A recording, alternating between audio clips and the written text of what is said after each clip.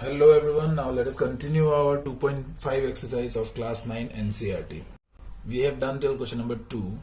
Now in the third question, we need to factorize the given equation, okay? So we can clearly see here that we have some perfect squares, okay?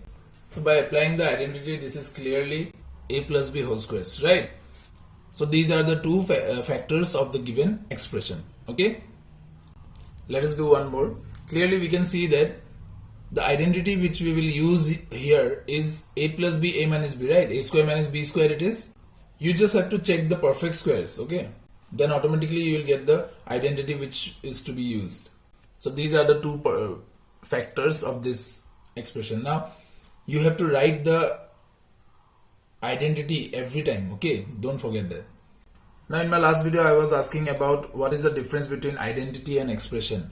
So an expression is just a polynomial which is expressed in terms of x or y or both maybe, and an equation will have an equal sign in between that expression, okay? So equation is, you have understood.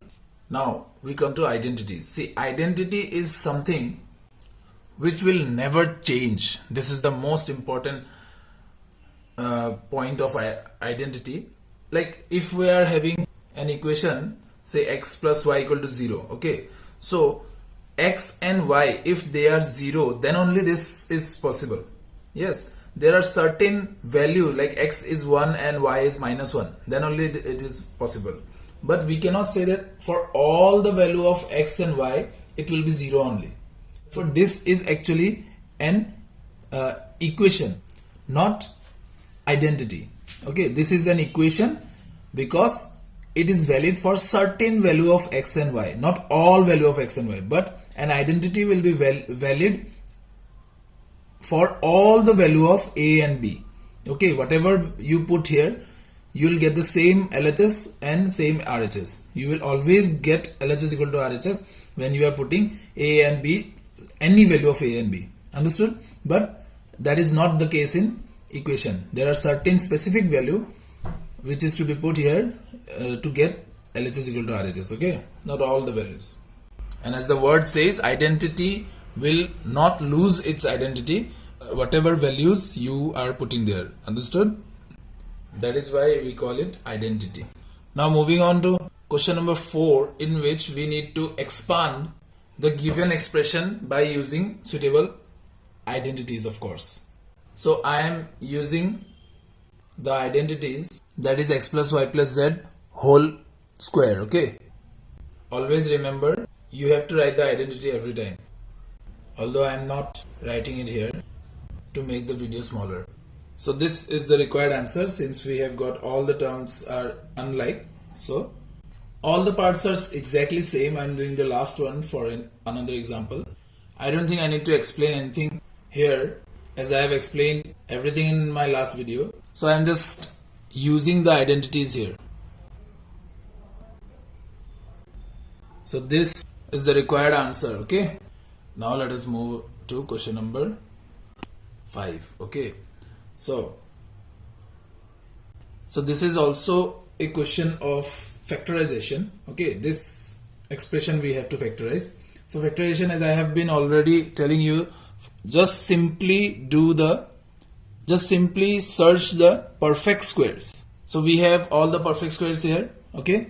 Now we can understand that 2x is here the first term, 3y is the second term, and 4z is the third term. So this can be written as x square plus y square plus z square. Now we have to check whether these terms are 2xy, 2yz and 2xz or not, okay? So for that I have checked the first term, that is 2xy. It is correct because the answer will be 12xy. So the next is also correct. The answer is 24yz, but there is a negative sign, okay? So we need to think about the negative sign. But before that, I am going to the last one, that is 2xz. Now for the negative term, what we will do, we will see what is the common term. See, this one is having a negative sign, this one is having a negative sign. That means this should be in negative and this should be in negative, but this is in positive. So what we will do, we will check the common term in between the negative terms. So obviously this is 4z is common in both of them. So this 4z will be in negative actually, and we will have to write here also. Okay. Now applying this identity, a plus b plus c whole square, these are the factors of this equation. Remember, this is negative because it was actually negative. By squaring it, we get positive here. Okay.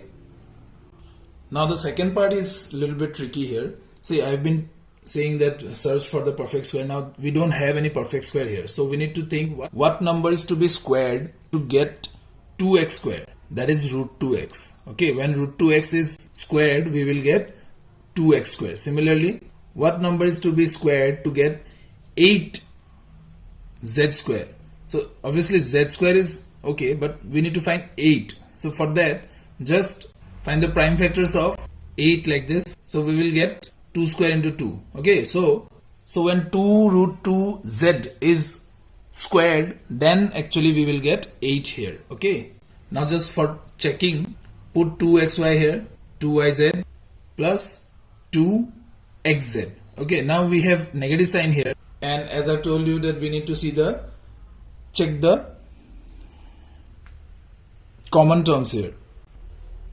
So this is negative and this is negative. Obviously x part is common here, so this will be actually negative. This x term is actually negative 1. All these x terms are negative. Okay, so our answer is, okay, this is the required answer. Understood? I hope you have understood this question, because this is very confusing one. You need to check the prime factors method, that what number will be squared to get 8 or whatever number is given here. Okay, then we need to follow the steps as per the identity. Now moving on to question number 6, we just have to expand this using the identity x plus y whole cube. That is x cube plus y cube plus 3x square y plus xy square. Okay, so the answer will be this. Understood? I'm just rewriting it in standard form. Okay, so I think you are getting the concept behind it. Let's go to the last part, doing the same thing here. X cube plus 2 by 3 plus y cube. Sorry, we need to apply the x minus y whole cube identities. Therefore, x cube minus y cube minus 3x square y plus 3x y square. Understood? I hope you have learnt all the identities. So this is our answer. Okay.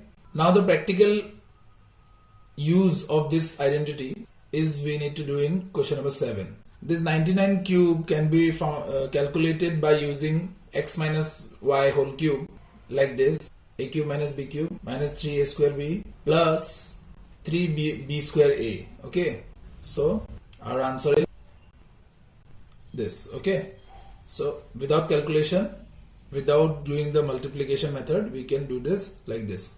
So instead of giving all the solution, I will give you some homework. So these are your homework.